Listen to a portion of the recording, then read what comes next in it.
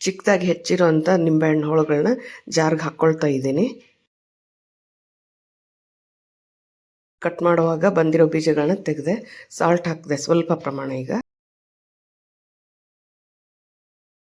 ನೋಡಿ ಈ ಥರ ಗ್ರೈಂಡ್ ಮಾಡಿದ್ದೀನಿ. ಇವಾಗ 1 ಸ್ಪೂನ್ ಮೆಂತ್ಯ ಹುರಿತಾ ಇದ್ದೀನಿ.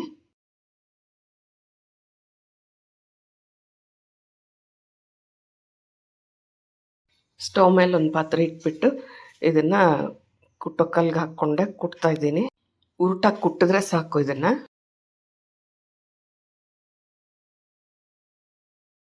ಇವಾಗ ಬಾಣಲಿಗೆ ಎಣ್ಣೆ ಹಾಕ್ತಾ ಇದ್ದೀನಿ. ಕಾಯ್ದಿರೋ ಎಣ್ಣೆಗೆ ಸಾಸಿವೆ ಹಾಕಿದೆ, ಕರಿಬೇವು ಹಾಕ್ತಾಯಿನಿ. ಇವಾಗ ಗ್ರೈಂಡ್ ಮಾಡಿ ಇಟ್ಕೊಂಡಿದ್ವಲ್ಲ ನಿಂಬೆಹಣ್ಣು ಅದನ್ನು ಸೇರಿಸೋಣ.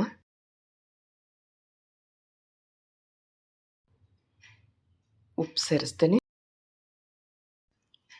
ಅರಿಶಿನ,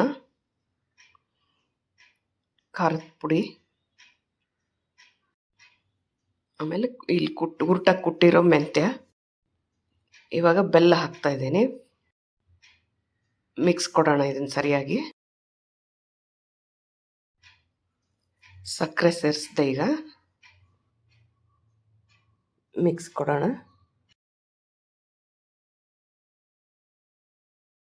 ಮುಚ್ಚಿಟ್ಬಿಟ್ಟು ಸ್ಟವ್ ಆಫ್ ಮಾಡಿಬಿಡೋಣ.